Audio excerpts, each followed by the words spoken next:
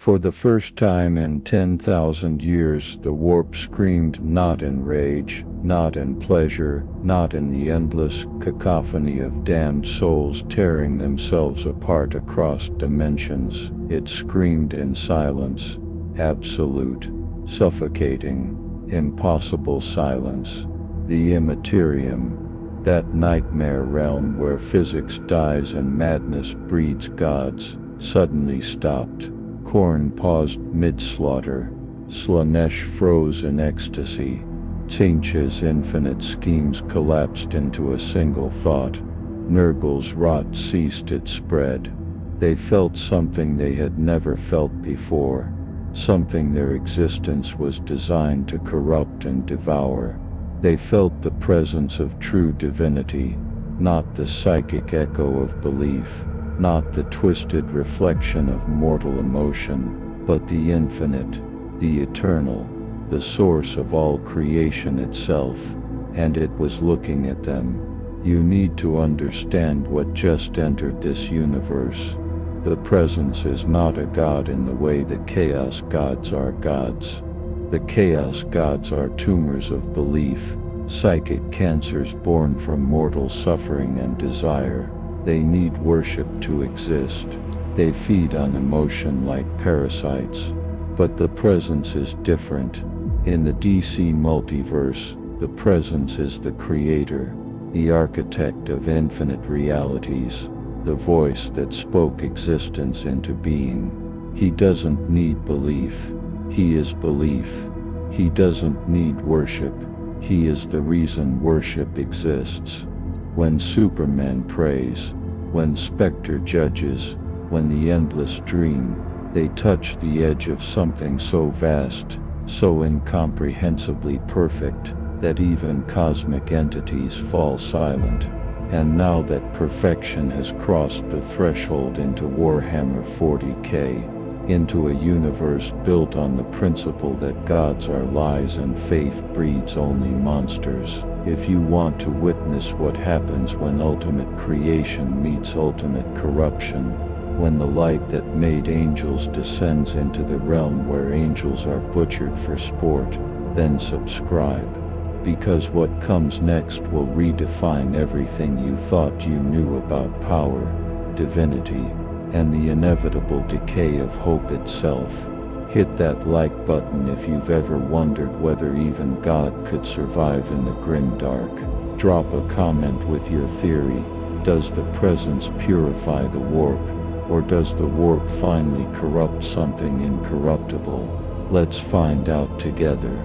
The moment of contact was not an explosion, it was a revelation.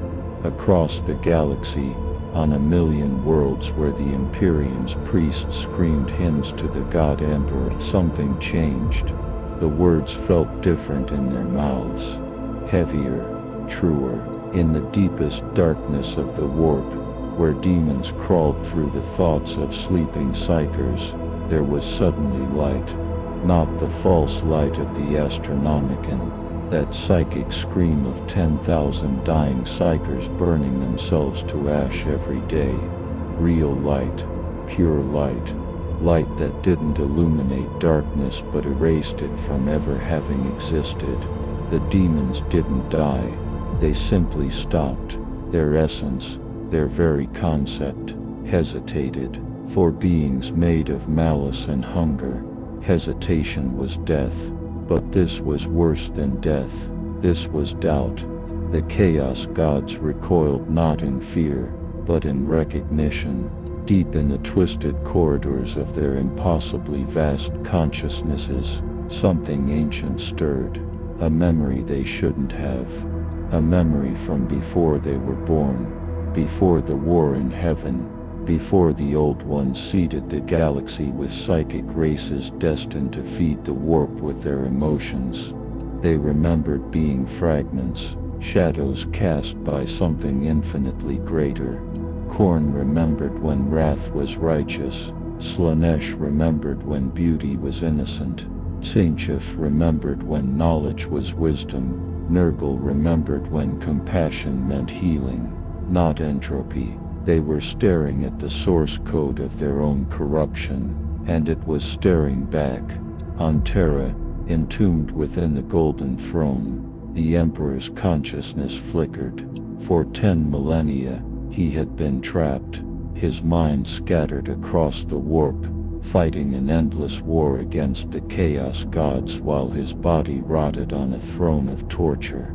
His psychic presence held the Imperium together, through sheer force of will, a dying star refusing to collapse. But now he felt something impossible, another consciousness, vaster than his own, older than his own, and it was not hostile. The Emperor, who had walked Terra when it was still a savage world of stone and fire, who had guided humanity from the shadows for 40,000 years, who had ascended to become the closest thing to a god this cursed galaxy had ever seen, suddenly felt small, not diminished, but recognized, like a reflection finally seeing the face that cast it. The warp began to dream. That's the only way to describe what happened next.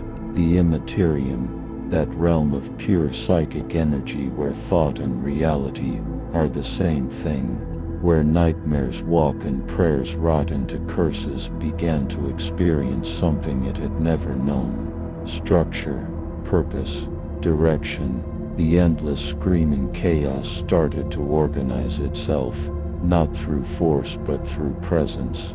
Imagine an ocean of acid suddenly remembering it was once water. Imagine cancer cells suddenly recalling they were meant to heal. The warp didn't resist. It couldn't. Resistance requires opposition, and what had entered was not opposite to the warp, it was fundamental to it. The presence was the first cause, the prime mover, the reason reality existed to be corrupted in the first place. But here's where the horror truly begins. Because in Warhammer 40k, belief shapes reality, faith has power, not because gods are real, but because believing makes them real.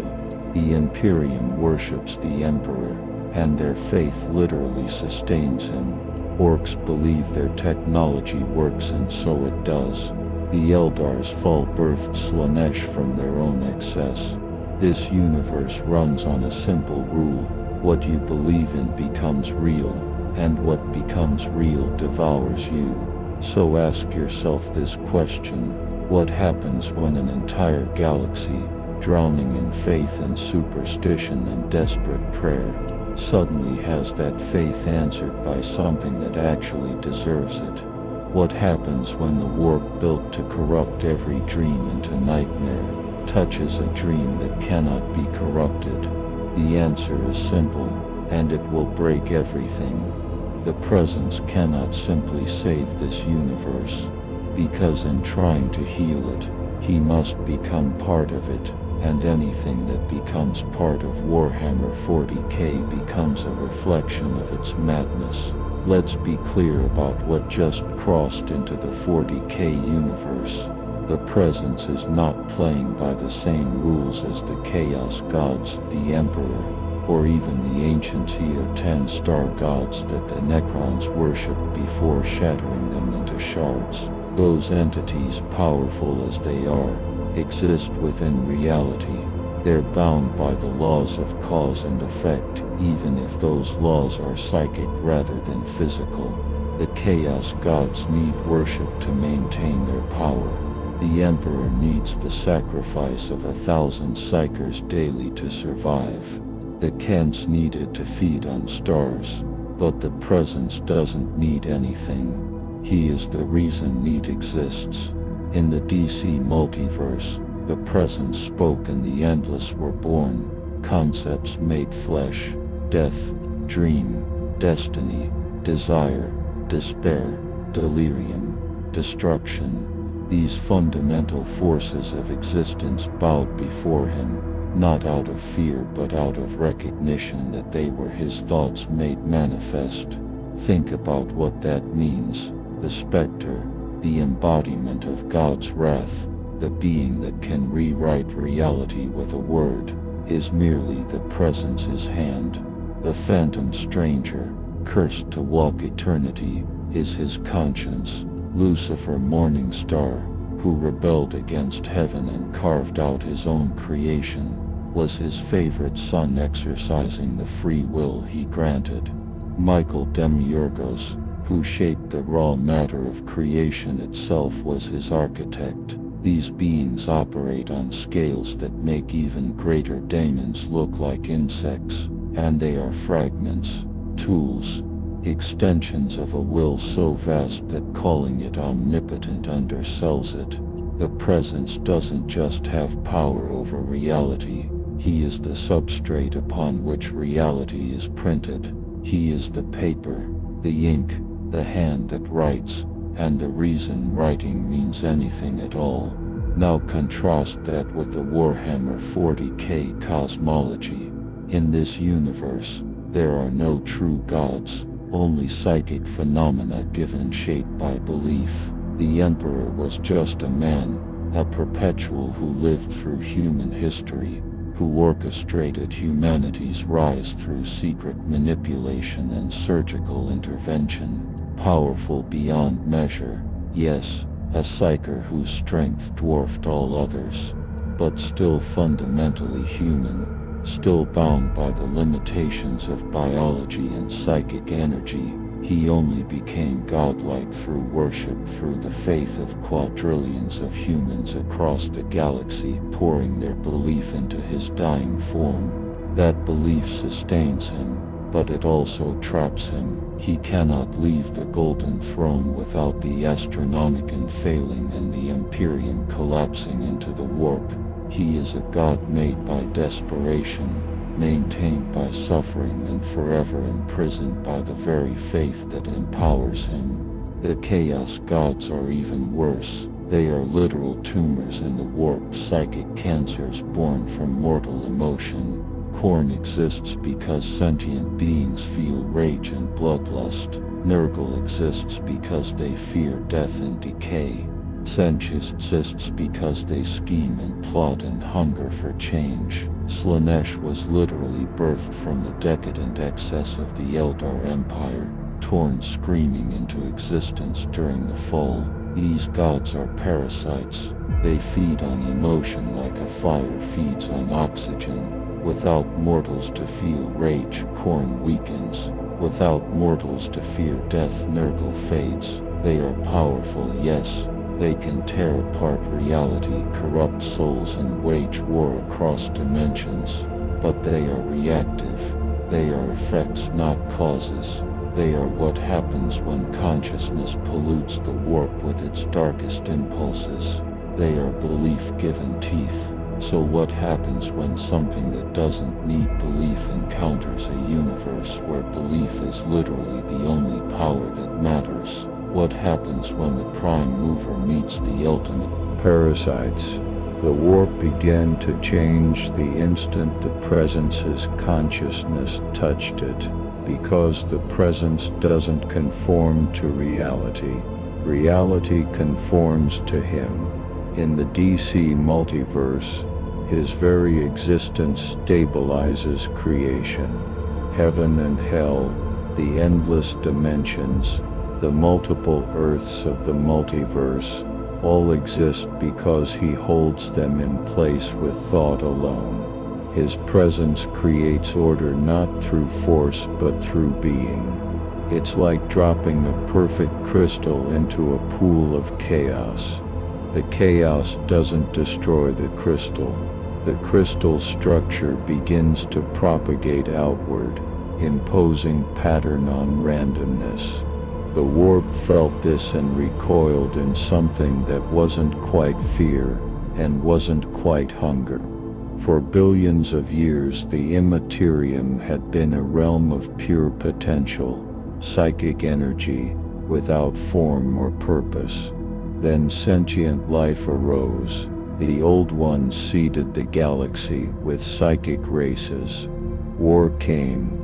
The war in heaven raged between the Old Ones and their servant races against the Necrontyr and their Ston gods. Psychic screaming filled the warp. It began to curdle, to rot. The first whispers of what would become the Chaos Gods stirred in that ancient violence. Then the Eldar Empire fell, and Slaanesh tore itself into existence with a scream that murdered 1 trillion souls. The warp became hell, not metaphorically, literally. It became a dimension where every thought was corrupted, every dream was twisted, every hope was perverted into despair. But now something entered that hell itself could not corrupt. The Presence's consciousness touched the warp, and the warp began to remember what it was before it became a nightmare. Before sentient life filled it with hatred and hunger. Before the Chaos Gods carved out their kingdoms of madness. The warp remembered being potential, pure, infinite, uncorrupted potential. And in that moment of memory, something shifted. Across the galaxy, psychers who had spent their entire lives hearing screaming voices suddenly heard silence. Not empty silence, pregnant silence. The silence before the first word is spoken. The silence of creation waiting to begin. Navigators, those mutant humans who stare into the warp to guide ships through its currents, saw something that made them weep. They saw light, actual, real, true light. Not the tortured scream of the Astronomicon, not the false glow of daemon fire, but light the way it existed before darkness learned to hate it, and the Chaos Gods finally understood what was happening. They weren't being attacked. They weren't being destroyed or banished or sealed away like the Emperor had tried to do for 10,000 years. Something far worse was happening. They were being reminded of what they were supposed to be. Khorne felt the echo of righteous anger, the fury that protects the innocent rather than glorying in slaughter. Sench felt the ghost of wisdom, knowledge pursued for understanding rather than power. Nurgle felt the whisper of compassion, the acceptance of death as transition rather than entropy. Slaanesh felt the memory of beauty, sensation as joy rather than addiction. These were not weaknesses, these were origins. And the Presence was pulling at those origins, like a surgeon pulling at stitches, unraveling the corruption thread by thread, not to destroy them, but to reveal what they had been twisted from. The question wasn't whether the Presence could end the Chaos Gods. The question was whether they had ever been anything else but fragments of him, forgotten and corrupted over eons in a universe that had never known true divinity. The fracturing began in the space between thought and reality. You have to understand that the Presence doesn't exist the way physical beings exist. He doesn't have a body that can be pointed at or a location that can be mapped. In the DC multiverse, he is everywhere and nowhere, the foundation beneath all things.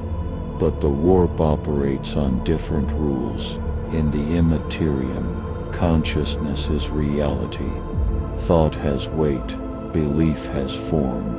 The moment the Presence's awareness fully entered this dimension, the warp tried to do what it does to everything: reflect it, interpret it, give it shape based on how mortal minds perceive divinity. And mortal minds in Warhammer 40k don't perceive divinity as love or grace or salvation. They perceive it as the Emperor, a rotting corpse on a throne of gold, sustained by rivers of blood and mountains of sacrifice. They perceive it as the Chaos Gods, beings of terrible power, who demand worship through suffering. So the warp looked at the Presence and tried to make him fit, tried to compress infinite perfection into a form that this nightmare universe could comprehend. And in that compression something broke, not the presence himself, he was beyond breaking, but the reflection of him in the warp, the image that mortals would see and worship and fear. That reflection shattered like a mirror struck by a hammer. Each shard fell into a different domain, into a different hell, and each chaos god reached out with greedy hands and caught a piece of what divinity actually meant. They didn't understand what they were holding. How could they? They were corruption itself trying to comprehend purity, but they felt it. And it changed them in ways that would reshape the entire galaxy. Khorne was the first to truly grasp his shard, in the brass citadel, surrounded by eternally warring daemons and rivers of boiling blood. The blood god paused, his throne of skulls trembled. His blade, that cursed weapon that had tasted the essence of saints and daemons alike, grew heavy in his hand. Because flowing into him was something he had not felt since before he coalesced from the warp's rage, purpose, not the mindless fury of slaughter for slaughter's sake, but righteous wrath. The anger of a father watching his children suffer, the fury of a protector facing overwhelming evil. The rage that burns not to destroy but to defend. Khorne remembered, for just an instant, what anger was supposed to be before the war in heaven corrupted it. Before the Eldar's murder lust fed him. Before humanity's wars made him strong. He remembered being the sword that guarded the innocent, not the axe that split their skulls. But Khorne was still Khorne. 10 million years of corruption don't evaporate because divinity touches you. The shard of the presence within him twisted, bent, the righteous wrath curdled back into something darker. Because in Warhammer 40k even virtue becomes vice, protection becomes obsession, defense becomes genocide. The Imperium proves this every day, burning entire worlds to save them from corruption, sacrificing billions to protect trillions. Khorne took that fragment of divine purpose and made it worse. He became not just the god of mindless violence but the god of holy violence, of crusades, of purges, of killing in the name of something greater. His daemons began to scream new words: righteousness, duty, sacrifice. They were still tearing mortals apart, still bathing in blood. But now they believed they had a reason, and belief with purpose is infinitely more dangerous than chaos without it. Tzeentch caught his shard in the crystal labyrinth, that impossible maze of ever-shifting paths where the architect of fate spins his 10,000 plots. The fragment that fell to him was knowledge. Not the scheming, manipulative, power-hungry knowledge that Tzeentch embodied, but true wisdom, understanding. The knowledge that doesn't corrupt but enlightens. The changer of ways felt something he had spent eons denying: clarity. For a moment, just a heartbeat in the cosmic sense, Tzeentch saw all his schemes laid bare. He saw the futility of change for change's sake. He saw that his endless plotting led nowhere because he feared any plan actually succeeding. Success meant stasis, and stasis was the death of his nature. But wisdom showed him something else: that change could have direction, that knowledge could build instead of destroy, that the future didn't have to be a labyrinth but a path. Then Tzeentch did what he does best. He corrupted the incorruptible. He took that divine wisdom and twisted it into something worse than ignorance. He became the god of forbidden knowledge, of truth that drives you mad, of understanding that peels away your sanity layer by layer. His daemons began whispering not just lies but terrible truths, facts that mortals were never meant to know, revelations that broke minds more thoroughly than any deception. The thousand-sun sorcerers, already damned by their pursuit of knowledge, suddenly found their spells working better than ever.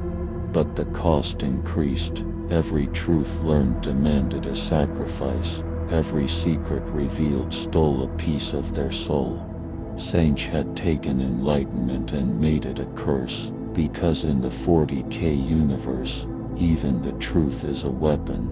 Nurgle received his fragment in the Garden of Decay, where diseases bloom like flowers and entropy is cultivated with love. The shard that fell to the Plague Lord was compassion, the acceptance of mortality, the understanding that all things must end and that ending is not evil but natural. Nurgle had always been about acceptance, but his acceptance was poisoned. He loved his diseases.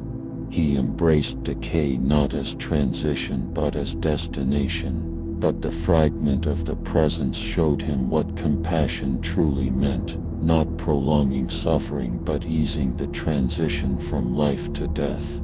Not trapping souls in rotting bodies but allowing them to move on. For a moment, Grandfather Nurgle wept tears that were not pus.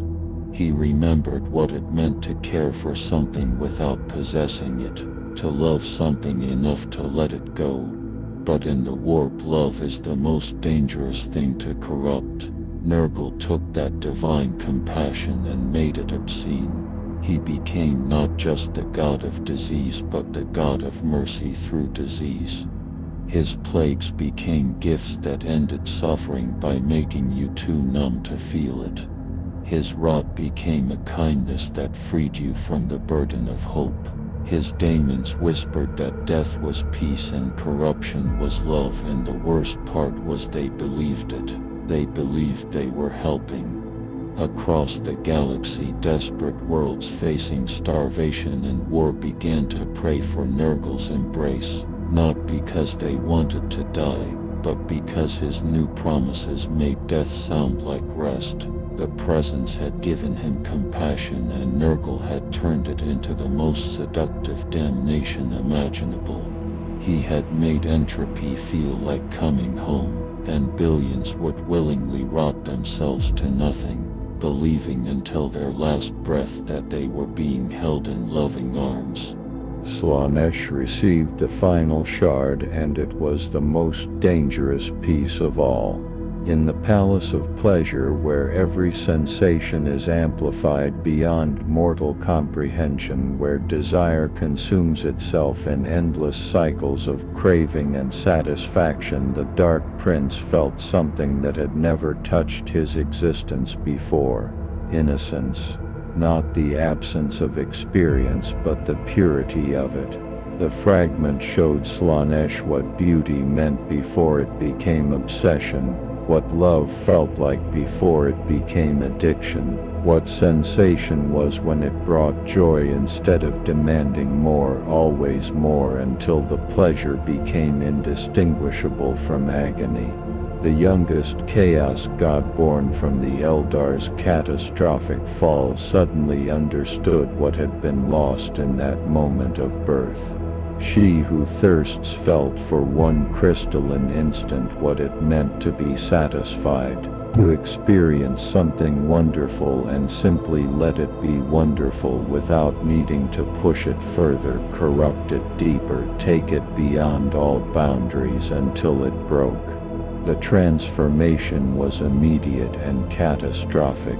Slaanesh didn't reject the shard like the others had twisted there. She embraced it completely, and that embrace was more terrible than any corruption, because Slaanesh took innocence and made it the ultimate forbidden fruit. She became the god of corrupted purity, of fallen angels, of saints who break, Her daemons began hunting not for the already damned but for the truly innocent, because their fall from grace fed her more than 1,000 jaded souls. The pleasure cults across the galaxy suddenly shifted their practices. They didn't just pursue excess anymore, they pursued the memory of innocence, trying to recapture that first pure moment before pleasure became need. And in that pursuit they committed horrors that made their previous depravities look merciful. Slaanesh had turned innocence into the most addictive drug in existence, and every soul that tasted it would spend eternity chasing a purity they could never reclaim. On Terra, within the Golden Throne, the Emperor's consciousness suddenly snapped into focus with a clarity he hadn't experienced in 10,000 years.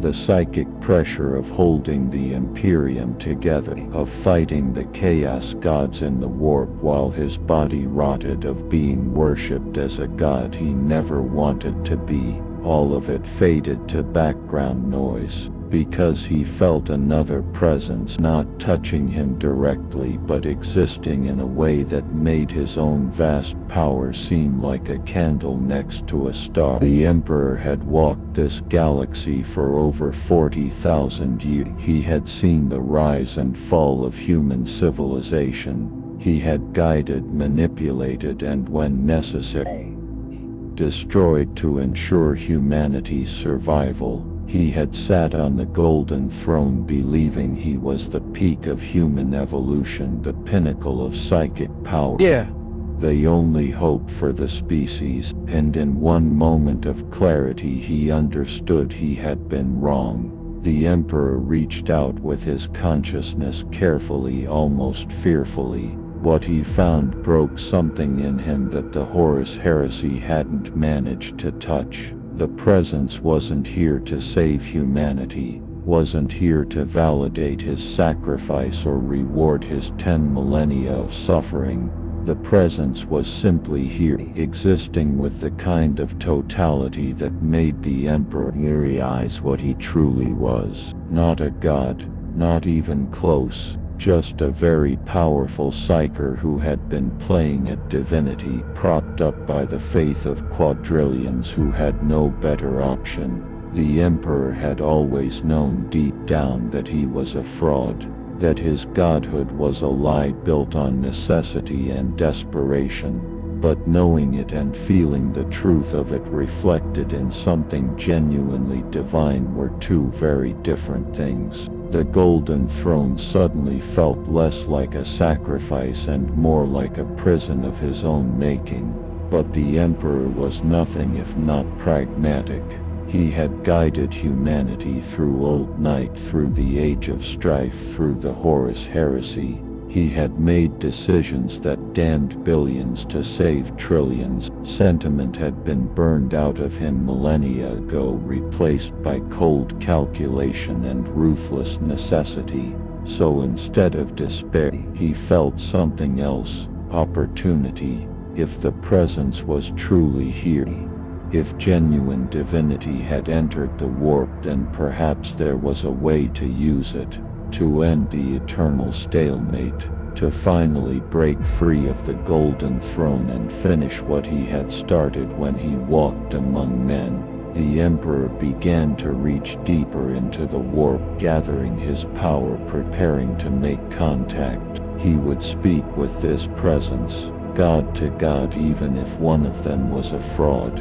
And if he could forge an alliance, then perhaps the Imperium could finally win. Perhaps humanity could be saved without his eternal suffering. Or perhaps, and this thought came with something close to relief, he could finally be allowed to die. Across the galaxy, every psychically sensitive being felt the shift. The Eldar Farseers on the craft worlds, those survivors of the fall who had avoided Slaanesh's birth scream, suddenly saw the skein of fate unravel and reweave itself in patterns that made no sense. Futures that had been certain became impossible.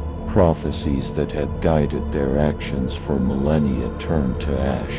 They saw something in the warp that their race's legends had spoken of only in whispers, a presence so vast that it made the gods themselves seem small, and they realized with mounting horror that this might be what destroyed them, not Slaanesh, not the Monkey Imperium, but salvation itself, because in the 40K universe being saved is often worse than being damned. The Eldar had been clinging to survival for 10,000 years through careful manipulation and desperate measures. If something changed the fundamental rules of the warp, their carefully maintained balance would collapse. The Orcs across the galaxy stuttered. Orcs, those fungal creatures whose collective belief literally shaped reality, whose technology worked because they thought it should, felt something in the warp that confused them. They were connected to the warp through their gods Gork and Mork, brutal and cunning entities that fed on orcish violence. But now Gork and Mork were quiet, not gone but distracted, their attention pulled towards something in the immaterium that even they, simple and straightforward as they were, recognized as dangerous. The Orcs didn't understand theology or philosophy, but they understood when a bigger threat appeared, and every warboss from one side of the galaxy to the other felt the same instinct: prepare for the biggest fight in history, because something was coming that would make the war in heaven look like a scrap between grunts. Deep in the tombs of the Necrons, ancient machines began to activate.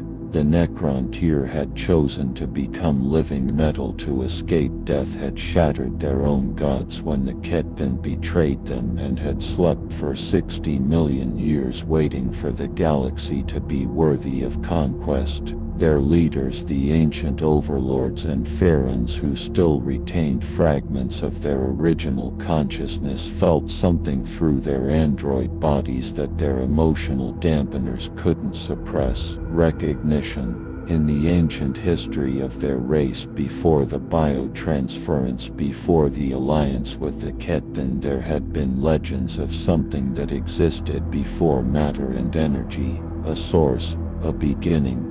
The Silent King, ruler of all Necrons, who had returned from exile beyond the galaxy to save his people from the tyrannid threat, suddenly understood what had entered the warp. This was what the Old Ones had touched when they shaped reality itself. This was the power that had made gods. And if it could be controlled, captured, or destroyed, the Necrons might finally have the weapon they needed to end organic life forever and reclaim the galaxy in eternal silence. The first prayer was answered on a hive world called Varicus Prime, a factory worker, designation Alpha 7739, had spent 40 years breathing toxic fumes in the lower manufactorums, her lungs slowly turning to scar tissue, her body breaking down from 16-hour shifts producing ammunition for wars she would never see. She was nameless to everyone but herself,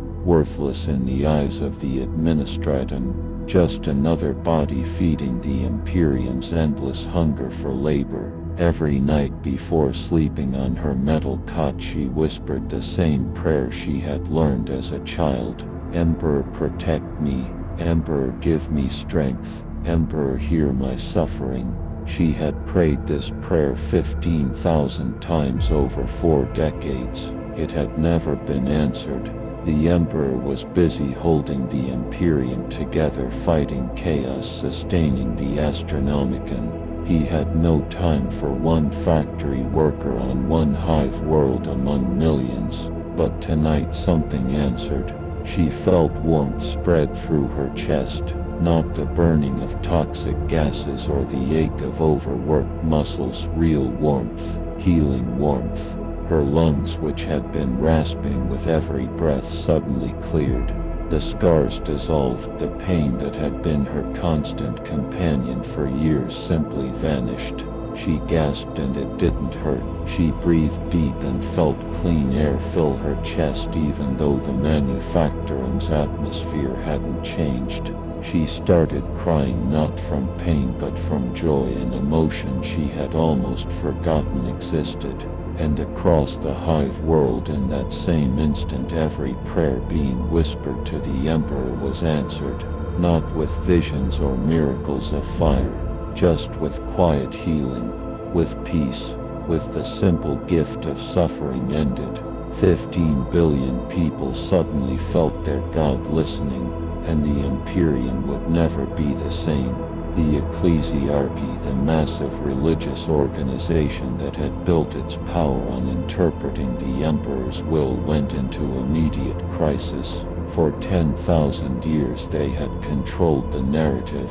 They told the faithful what the Emperor wanted, what sacrifices he demanded, which worlds needed to be purged in his name. Their power came from being the mediators between humanity and divinity. But now divinity was answering directly. Cardinals and high priests across the galaxy found their congregations ignoring them, going straight to prayer and receiving responses that contradicted official doctrine. A cardinal on Ophelia VII declared that the Emperor demanded a tithe of children for military service. The parents prayed for guidance. They received a response that felt like a father's gentle refusal, a sense of protection rather than demand. They refused the tithe. The cardinal tried to have them executed for heresy.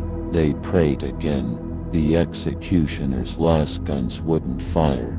The Inquisition mobilized immediately. If prayers were being answered outside official channels, if miracles were occurring without ecclesiarchal approval, then corruption must be involved. Chaos must be manipulating the faithful.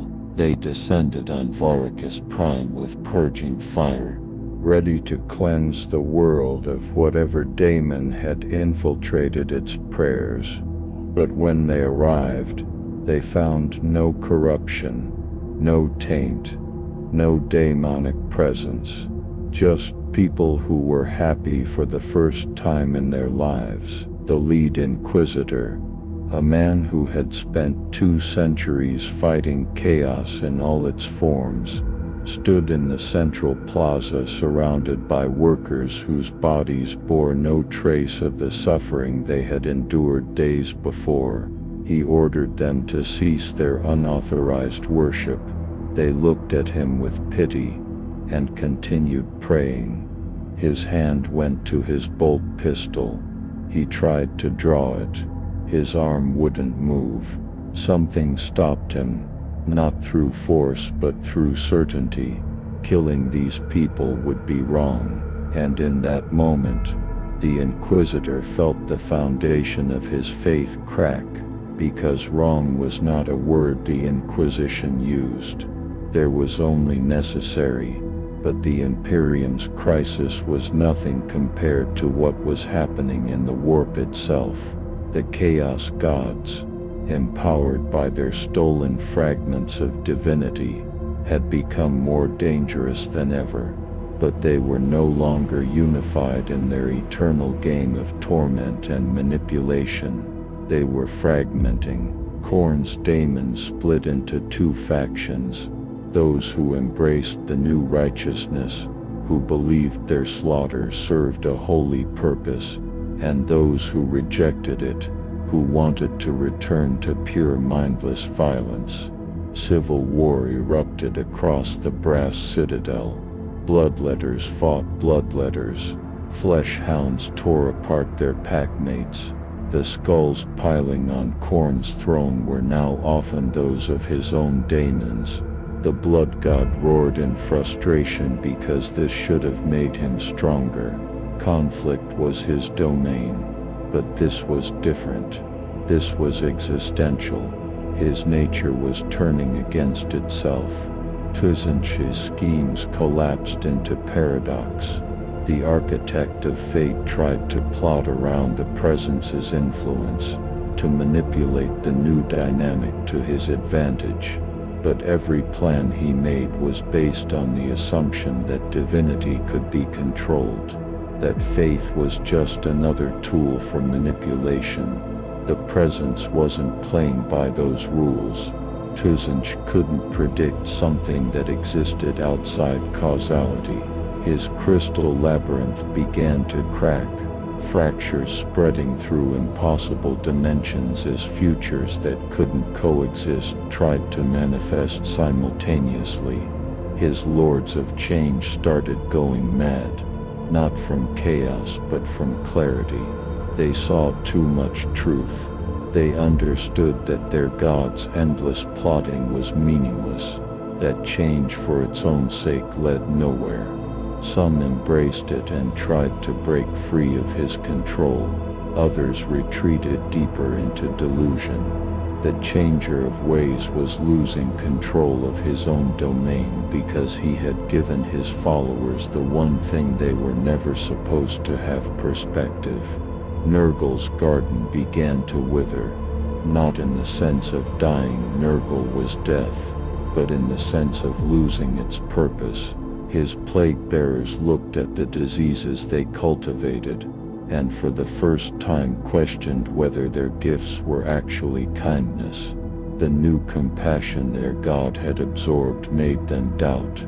If mercy through disease was love, why did the recipient scream? If rot was freedom, why did souls trapped in bloated bodies beg for true death? The cognitive dissonance tore through Nurgle's realm like wildfire. His daemons started refusing to spread plagues, not because they were rebelling but because they genuinely thought they were being merciful by withholding their gifts. Grandfather Nurgle tried to explain that suffering was love, that decay was embrace, but the fragment of true compassion in his nature whispered that maybe, just maybe, he was wrong. And doubt, in a god of certainty, is corrosive. Slaaneish's realm became a nightmare of recursive addiction. The Dark Prince's followers, having tasted the memory of pure innocent pleasure, now rejected everything else as inadequate. But they couldn't recapture that purity because their very nature corrupted it. They pursued sensation with even greater desperation, trying to feel again what they felt before they knew to want it. The palace of pleasure became a prison of frustrated desire. Daemonettes wept as they realized their existence was a hollow echo of something real. Keepers of secrets howled as they understood that every secret they held was a pale shadow of the one truth they could never possess. What joy felt like before it became need. Slaanesh herself was trapped in the ultimate paradox. She had become the god of an innocence she could never embody, forever chasing the one thing her nature made impossible to hold. The warp wasn't being purified by the presence's influence. It was tearing itself apart, trying to reconcile divinity with damnation. And in that tearing, the real war was about to begin. The meeting didn't happen in a place because the warp doesn't have places in any meaningful sense. It happened in a moment of collective awareness. A convergence of consciousness where the Chaos Gods, for the first time in their existence, acted in perfect unity.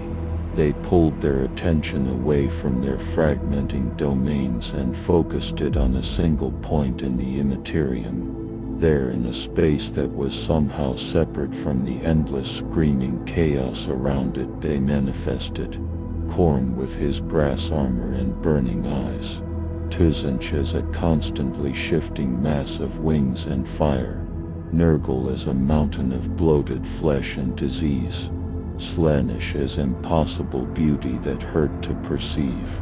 Four gods of madness standing together, their combined presence enough to unmake reality. And across from them in that impossible space, the presence manifested something they could comprehend. Not his true form which existed beyond form, but a reflection, a mirror they could look into without being annihilated by incomprehension. What they saw was themselves, not as they were but as they had been.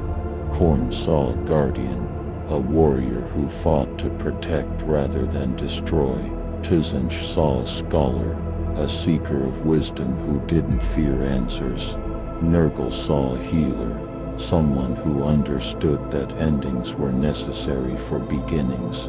Slaanesh saw an artist creating beauty for its own sake without needing to corrupt it. These weren't separate beings, they were facets of something whole, aspects of divinity that mortal consciousness had broken apart and fed with the wrong emotions until they became monsters.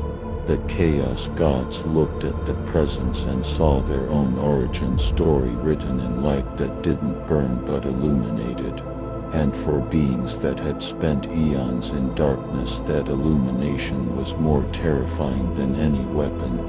Khorne moved first because Khorne always moved first. His blade, that cursed weapon that had killed angels and saints, came up in a strike that would have split planets. But the blade never fell.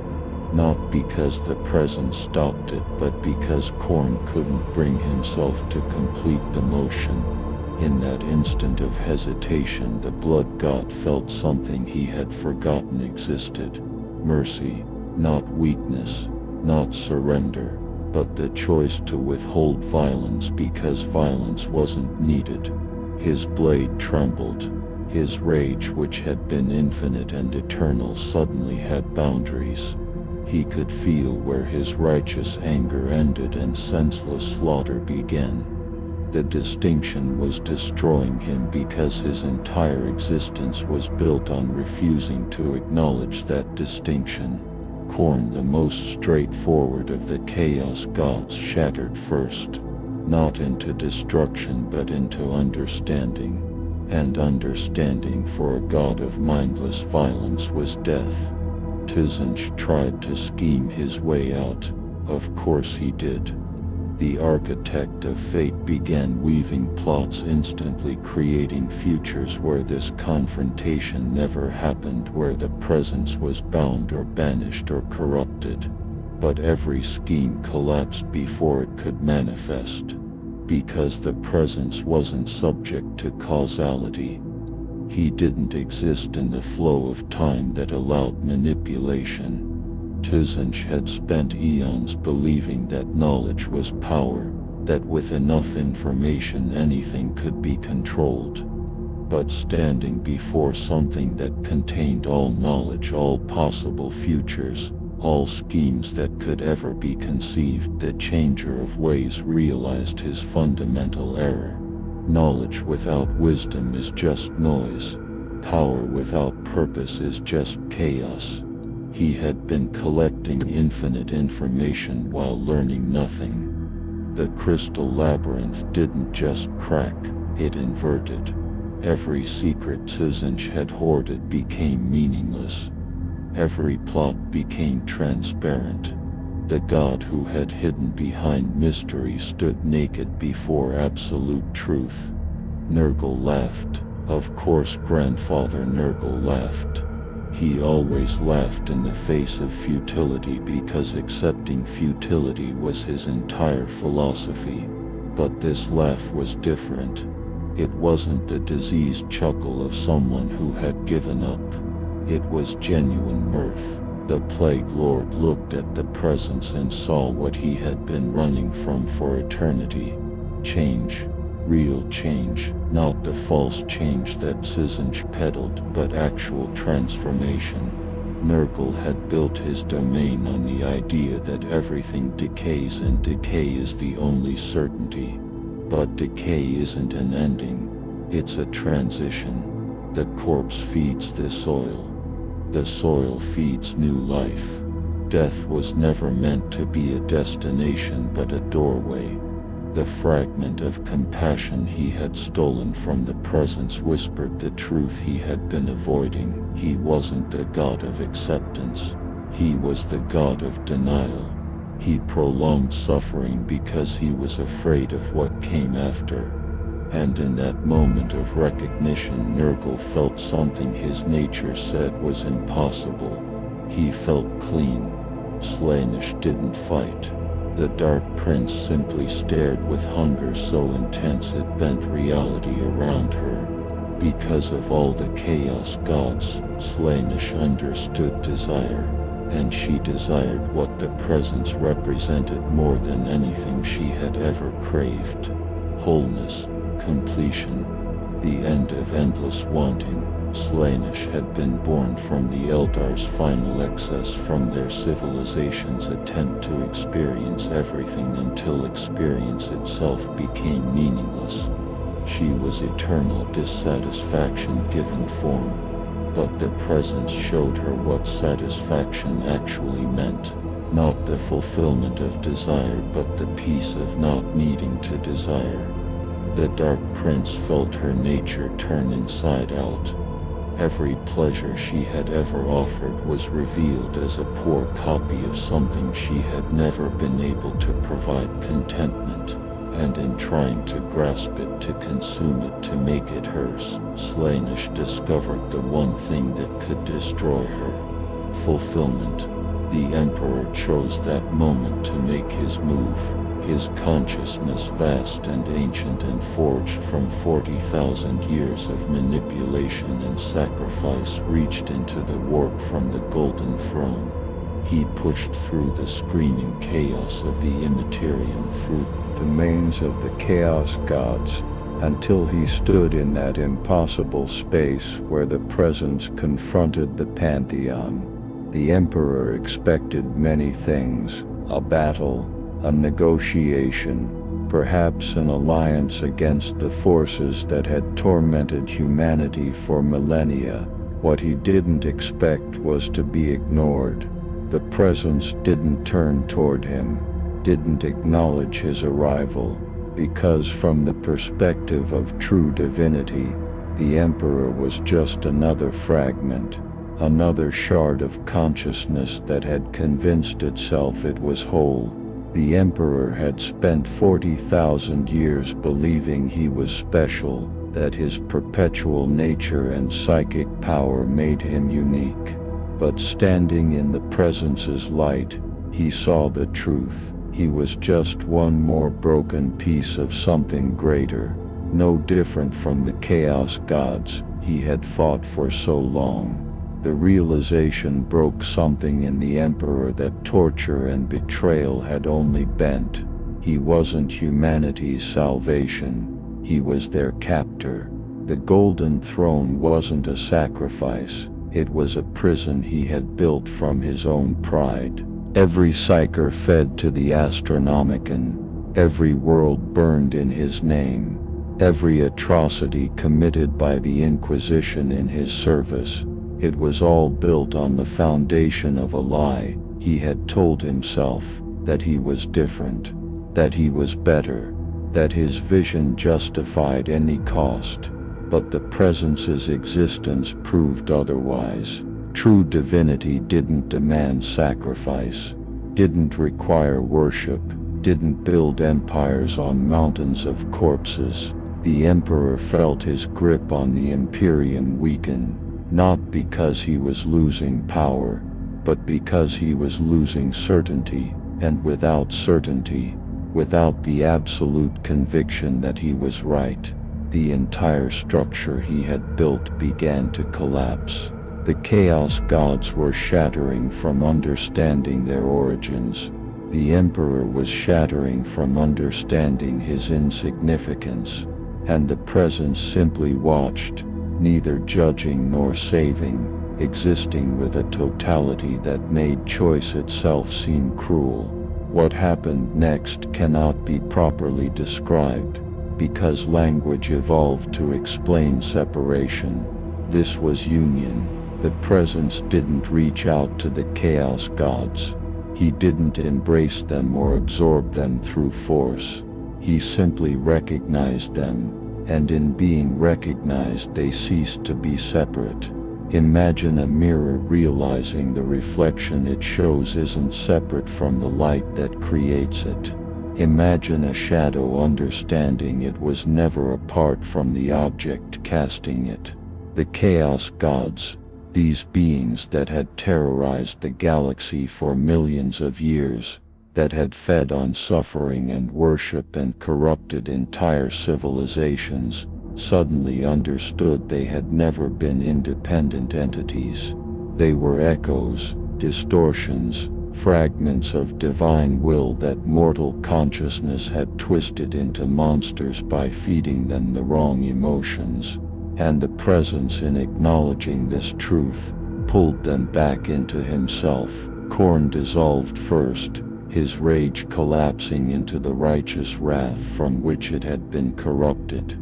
The brass citadel, that eternal fortress of skull and blood, simply stopped existing, not destroyed, not conquered, just no longer necessary. Every daemon of Khorne across the galaxy felt the change simultaneously. The bloodlust that had driven them since their creation faded, not gone, but transformed. They remembered why anger existed before mortals fed it with mindless violence. Some tried to fight the change, clinging to their nature as slaughter beings. But you can't fight recognition, you can't rage against understanding. The bloodletters looked at their crimson hands and saw tools that could protect instead of destroy. It broke them more thoroughly than any holy weapon ever could. They faded back into the warp, not dead but fundamentally rewritten at a level deeper than existence. Sincha unraveled like a puzzle solving itself. The crystal labyrinth collapsed into a single straight path, every scheme and plot resolving into one simple truth: change without purpose is just noise. The architect of fate felt his infinite futures narrow to a single moment of clarity. All his daemons, those lords of change and flamers and horrors that had manipulated reality since the war in heaven, suddenly saw the endpoint of every scheme they had ever woven. It led nowhere, changed nothing, accomplished nothing but more change. The revelation was instant and absolute. They didn't scream or resist. They simply understood, and in understanding, lost the fundamental confusion that had made them exist. Sincha's last thought before dissolving was almost grateful. For eons he had plotted without knowing why. Now he knew. The answer was that there was no answer, and in a universe of chaos that certainty was peace. Nurgle's garden bloomed and died in the same instant. Every disease, every plague, every carefully cultivated rot reached its natural conclusion. The cycle completed. Decay became fertile soil. Death became transition. Grandfather Nurgle, who had spent eternity trying to make endings into forevers, finally let go. His plague bearers felt their diseases cure themselves, not through destruction but through purpose fulfilled. The bloated bodies of his victims deflated, not into corpses but into peace. The Plague Lord's last act was to weep, and his tears were clean water. He had been so afraid that if things died they would be lost forever, but the presence showed him what he should have known from the beginning. Nothing is ever truly lost, it just changes form. Nurgle faded into the warp with something that looked like a smile. His role completed, his fear finally ended. Slaanesha's dissolution was the most painful because it was everything she had ever wanted. The Dark Prince reached for the presence not to corrupt but to merge, to finally satisfy the hunger that had defined her existence since birth. And the presence gave her what she craved: completion. Every desire fulfilled, every sensation experienced, every pleasure known, all at once, eternally, infinitely. It should have been ecstasy, instead it was annihilation, because satisfaction is the death of desire, fulfillment is the end of wanting, Slanesh got everything she ever craved, and in getting it ceased to be.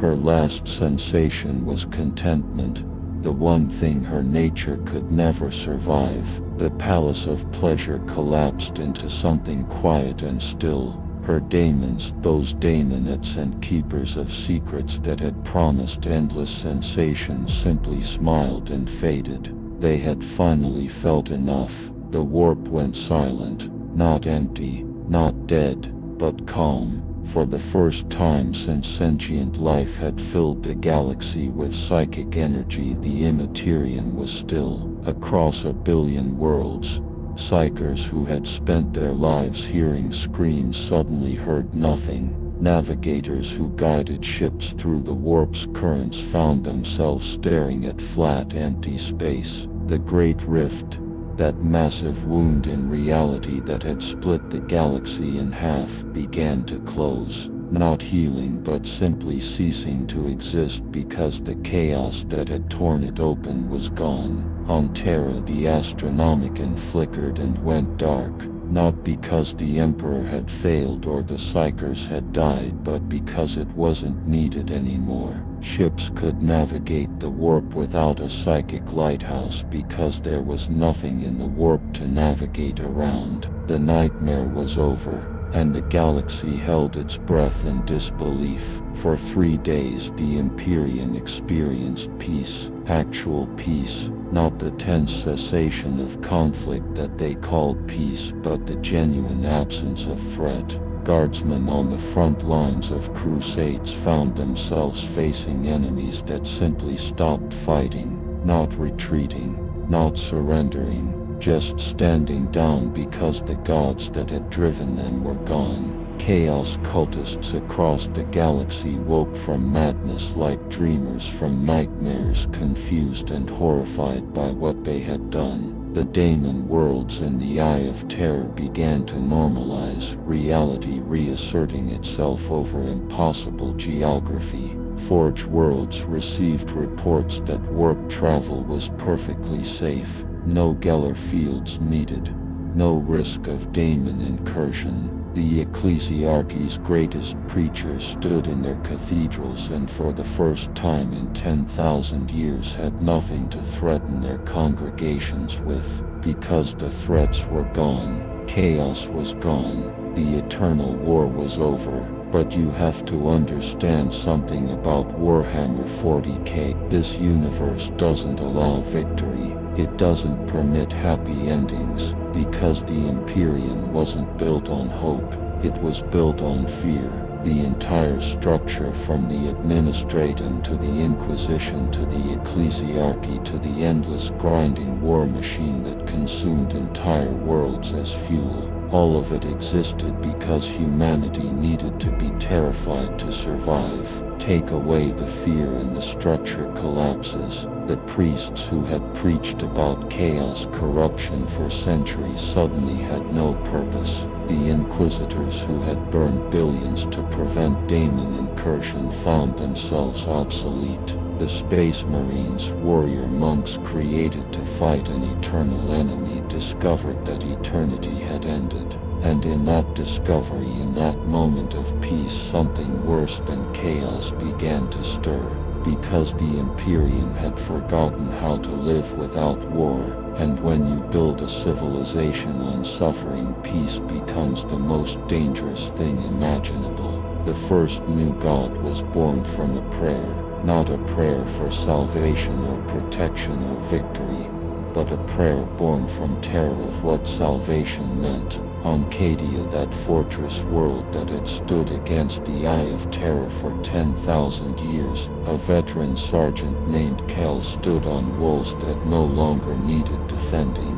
The sky was clear, the warp storms had faded, the daemon incursions had stopped. He should have been celebrating. Instead he was shaking. Because Kel had been a soldier for 70 years, his entire life had been defined by the fight against chaos. His purpose, his identity, his reason for existing was to hold the line against the enemy, and now there was no enemy, no line to hold, no purpose. In his desperation he prayed, not to the Emperor, not to the presence that had brought this peace. He prayed to what he knew. Please, he whispered to the empty sky, let there be something to fight. Let there be meaning again. Across Cadia, a million other veterans whispered the same prayer, and the warp, empty but still responsive to belief, listened. The thing that answered wasn't corn. It had nothing to do with the old blood god.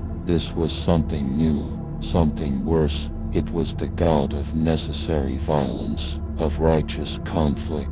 Domains of the chaos gods, until he stood in that impossible space where the presence confronted the pantheon. The Emperor expected many things: a battle, a negotiation, perhaps an alliance against the forces that had tormented humanity for millennia. What he didn't expect was to be ignored. The presence didn't turn toward him, didn't acknowledge his arrival, because from the perspective of true divinity, the Emperor was just another fragment, another shard of consciousness that had convinced itself it was whole. The Emperor had spent 40,000 years believing he was special, that his perpetual nature and psychic power made him unique. But standing in the Presence's light, he saw the truth. He was just one more broken piece of something greater, no different from the Chaos Gods he had fought for so long. The realization broke something in the Emperor that torture and betrayal had only bent. He wasn't humanity's salvation, he was their captor. The Golden Throne wasn't a sacrifice, it was a prison he had built from his own pride. Every psyker fed to the Astronomicon, every world burned in his name, every atrocity committed by the Inquisition in his service. It was all built on the foundation of a lie. He had told himself that he was different, that he was better, that his vision justified any cost. But the Presence's existence proved otherwise. True divinity didn't demand sacrifice, didn't require worship, didn't build empires on mountains of corpses. The Emperor felt his grip on the Imperium weaken, not because he was losing power, but because he was losing certainty, and without certainty, without the absolute conviction that he was right, the entire structure he had built began to collapse. The Chaos Gods were shattering from understanding their origins. The Emperor was shattering from understanding his insignificance, and the Presence simply watched, neither judging nor saving, existing with a totality that made choice itself seem cruel. What happened next cannot be properly described, because language evolved to explain separation. This was union. The Presence didn't reach out to the Chaos Gods. He didn't embrace them or absorb them through force. He simply recognized them, and in being recognized they ceased to be separate. Imagine a mirror realizing the reflection it shows isn't separate from the light that creates it. Imagine a shadow understanding it was never apart from the object casting it. The Chaos Gods, these beings that had terrorized the galaxy for millions of years, that had fed on suffering and worship and corrupted entire civilizations, suddenly understood they had never been independent entities.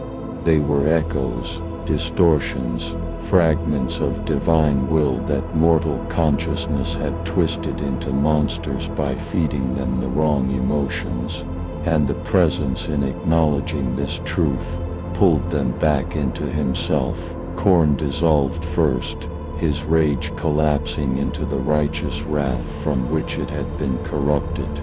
The brass citadel, that eternal fortress of skull and blood, simply stopped existing, not destroyed, not conquered, just no longer necessary. Every daemon of Khorne across the galaxy felt the change simultaneously. The bloodlust that had driven them since their creation faded, not gone, but transformed. They remembered why anger existed before mortals fed it with mindless violence. Some tried to fight the change, clinging to their nature as slaughter beings. But you can't fight recognition, you can't rage against understanding. The bloodletters looked at their crimson hands and saw tools that could protect instead of destroy. It broke them more thoroughly than any holy weapon ever could.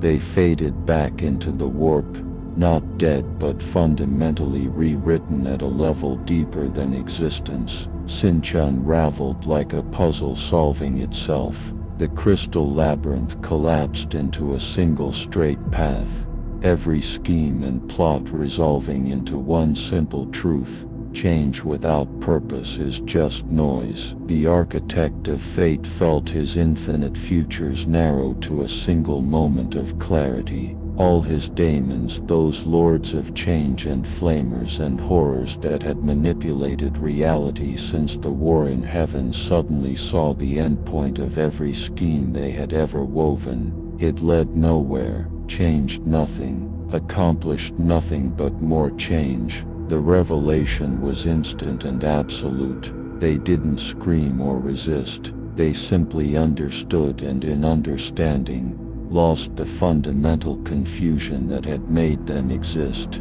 Sincha's last thought before dissolving was almost grateful. For eons he had plotted without knowing why. Now he knew. The answer was that there was no answer. And in a universe of chaos, that certainty was peace. Nurgle's garden bloomed and died in the same instant. Every disease, every plague, every carefully cultivated rot reached its natural conclusion. The cycle completed. Decay became fertile soil. Death became transition.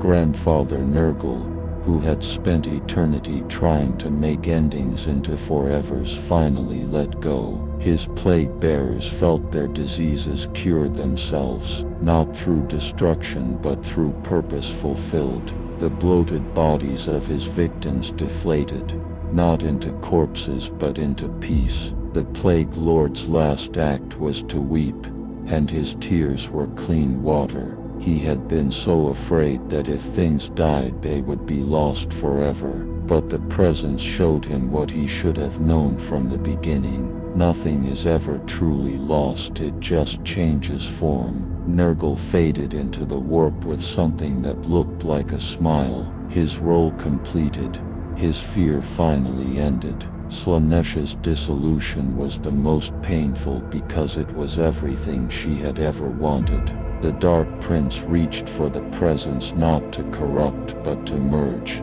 to finally satisfy the hunger that had defined her existence since birth, and the presence gave her what she craved: completion. Every desire fulfilled, every sensation experienced, every pleasure known, all at once, eternally, infinitely. It should have been ecstasy, instead it was annihilation. Because satisfaction is the death of desire, fulfillment is the end of wanting. Slaanesh got everything she ever craved, and in getting it ceased to be. Her last sensation was contentment, the one thing her nature could never survive. The palace of pleasure collapsed into something quiet and still. Her daemons, those daemonettes and keepers of secrets that had promised endless sensations, simply smiled and faded. They had finally felt enough. The warp went silent, not empty, not dead, but calm. For the first time since sentient life had filled the galaxy with psychic energy, the Immaterium was still. Across 1 billion worlds, Psychers who had spent their lives hearing screams suddenly heard nothing. Navigators who guided ships through the warp's currents found themselves staring at flat, empty space. The Great Rift, that massive wound in reality that had split the galaxy in half, began to close. not healing but simply ceasing to exist because the chaos that had torn it open was gone. On Terra the Astronomicon flickered and went dark, not because the Emperor had failed or the Psychers had died, but because it wasn't needed anymore. Ships could navigate the warp without a psychic lighthouse because there was nothing in the warp to navigate around. The nightmare was over, and the galaxy held its breath in disbelief. For 3 days the Imperium experienced peace, actual peace, not the tense cessation of conflict that they called peace, but the genuine absence of threat. Guardsmen on the front lines of crusades found themselves facing enemies that simply stopped fighting, not retreating, not surrendering, just standing down because the gods that had driven them were gone. Chaos cultists across the galaxy woke from madness like dreamers from nightmares, confused and horrified by what they had done. The daemon worlds in the Eye of Terror began to normalize, reality reasserting itself over impossible geography. Forge worlds received reports that warp travel was perfectly safe, no Geller fields needed, no risk of daemon incursion. The Ecclesiarchy's greatest preachers stood in their cathedrals and for the first time in 10,000 years had nothing to threaten their congregations with, because the threats were gone, chaos was gone, the eternal war was over. But you have to understand something about Warhammer 40k. This universe doesn't allow victory, it doesn't permit happy endings. Because the Imperium wasn't built on hope, it was built on fear. The entire structure, from the Administratum to the Inquisition to the Ecclesiarchy to the endless grinding war machine that consumed entire worlds as fuel, all of it existed because humanity needed to be terrified to survive. Take away the fear and the structure collapses. The priests who had preached about chaos corruption for centuries suddenly had no purpose. The inquisitors who had burned billions to prevent daemon incursion found themselves obsolete.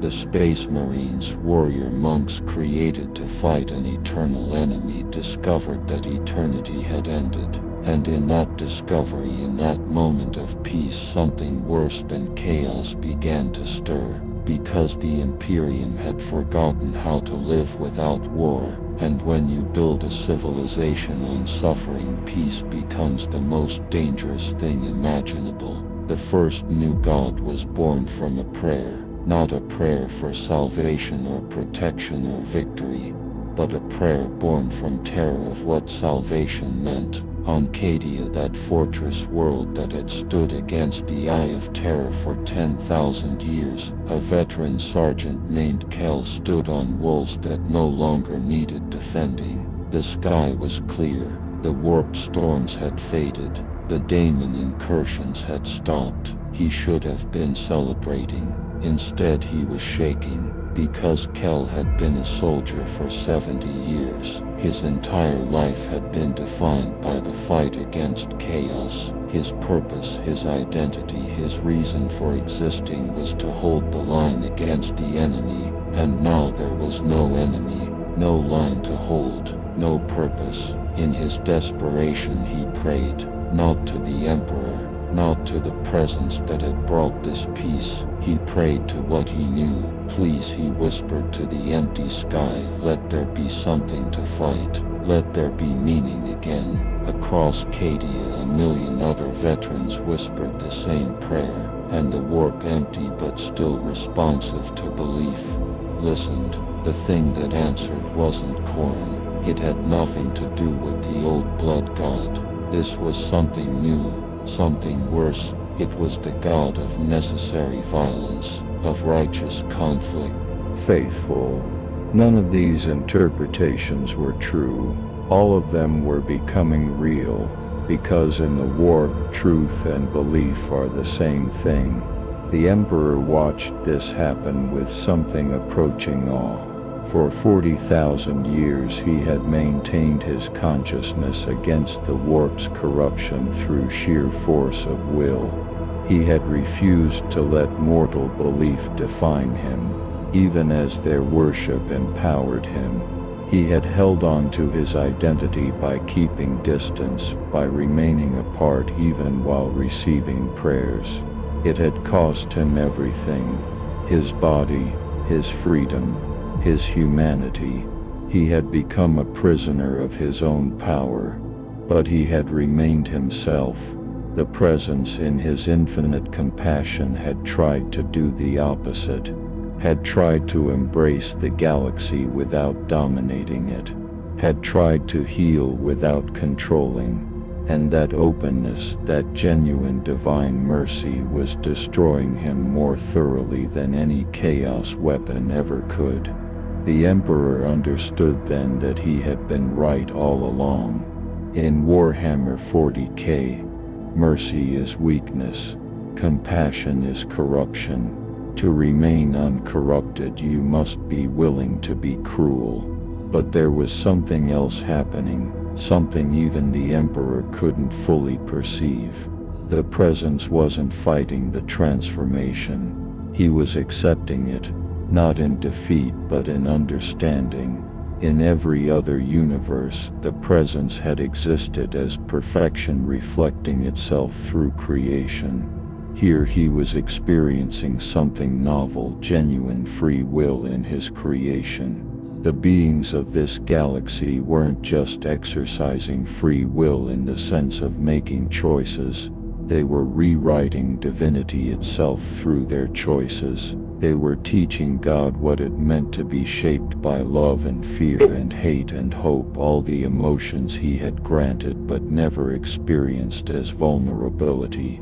The presence was learning what it meant to be created rather than creator, to be defined rather than defining, and in that learning he was becoming something that had never existed before, a God who was genuinely humble, not because he chose humility as a virtue but because he was being forcibly humbled by the weight of mortal consciousness. The three new gods that humanity had birthed felt this change and recoiled. They had been born from humanity's broken psychology, from the belief that suffering had meaning.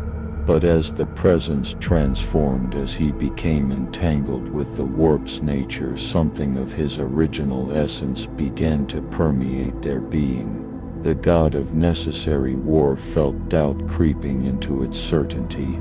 The god of abandoned faith felt compassion mixing with its rage. The god of poisonous hope felt genuine care corrupting its cynicism. They tried to resist, to maintain their nature as reflections of humanity's darkness. But they couldn't, because they were part of the warp and the warp was becoming part of the presence. The cycle was repeating but in reverse. Where the presence had absorbed the chaos gods by recognizing their divine origins, he was now being absorbed by the new gods who were recognizing his mortal limitations. The distinction between god and worshipper was collapsing. And then came the final realization, the one that would haunt the galaxy for the rest of its existence. The presence had always been here. Not in the sense of recently arriving, but in the sense of having always existed in potential. The warp itself, before it became corrupted, had been his presence in this universe. The pure psychic energy that sentient consciousness had polluted with emotion had originally been his gift. The old ones, those ancient beings who shaped the galaxy's younger races, had touched something in their genetic manipulation. The K-10 who fed on stars had sensed something in the fundamental forces they consumed. Even the Emperor, in his oldest memories from Terra's prehistory, could recall moments of clarity where he felt connected to something greater. They had all been touching the presence's reflection in this reality, but this universe's nature had prevented direct manifestation, until now, until he deliberately crossed the threshold, and in crossing it he had completed a circuit. The warp was his nature filtered through mortality. Mortality was his nature trying to understand itself. The whole thing was a loop, God creating consciousness so consciousness could create God. And in Warhammer 40k that loop had become a noose. The presence wasn't being destroyed or corrupted. He was being fully born into a universe that would make his birth indistinguishable from death, and the galaxy built on the principle that hope is horror had finally gotten what it always secretly wanted, proof that even God could be dragged down into the mud, that even the infinite could be made to suffer, that nothing, not even divinity itself, could escape the grimdark. 1,000 years passed. That's how long it took for the galaxy to settle into its new reality. And what a reality it had become. The warp was no longer the screaming nightmare it had been under the Chaos Gods, but it wasn't the calm sea that had existed for those 3 days of peace either. It had become something else. Something worse, because it was almost good. Navigators who traveled its currents described it as sailing through a dream that couldn't decide if it was a blessing or a curse. The psychic energy was gentle, supportive, even guiding ships safely through the Imperium. But there was always a weight to it, a sadness, a sense of infinite compassion strained to the breaking point. The warp had become conscious in a way it never had been before. And that consciousness was suffering not from corruption or chaos, but from the sheer impossible burden of caring. The presence hadn't been destroyed. He had become the medium through which reality and consciousness touched. He had become the warp's conscience. And conscience in a universe built on necessary evil is eternal torture. The Imperium continued because that's what the Imperium does. The war machine that had ground forward for 10,000 years didn't stop just because the original enemy was gone. The 3 new gods that humanity had birthed became the new chaos, not in name but in function. Planets still burned. Inquisitors still purged. The administratum still demanded tithes that bled worlds dry. But something had changed in the character of the cruelty. Before, the atrocities had been justified by survival, by the necessity of fighting chaos. Now they were justified by meaning, by the belief that suffering itself had purpose. The god of necessary war whispered to commanders that conflict built character. The god of abandoned faith told priests that hardship was divine testing. The god of poisonous hope convinced populations that their misery today would lead to paradise tomorrow. The Imperium had become more efficient at generating suffering because it had convinced itself that suffering was the goal rather than the cost. And the worst part was they weren't entirely wrong.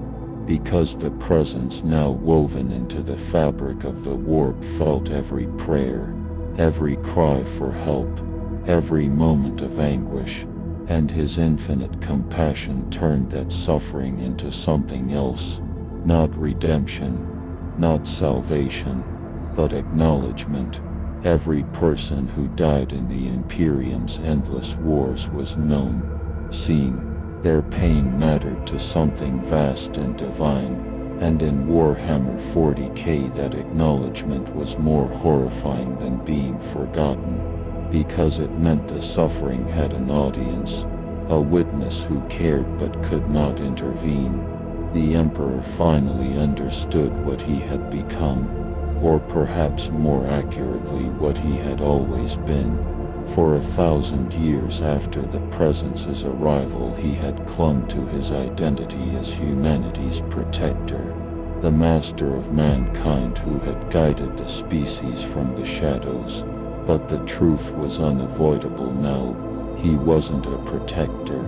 He was a prototype, a rough draft of what the Presence was becoming. The Emperor had been the first being in this galaxy to try to impose order on the warp through sheer psychic will. He had tried to deny the Chaos Gods, to reject worship, to remain uncorrupted by remaining distant. He had failed, obviously. The Golden Throne was proof of that failure. But the Presence was succeeding where he had failed, and the success was worse than failure. The Presence had accepted the warp's nature, and in accepting it became trapped by it. The Emperor had fought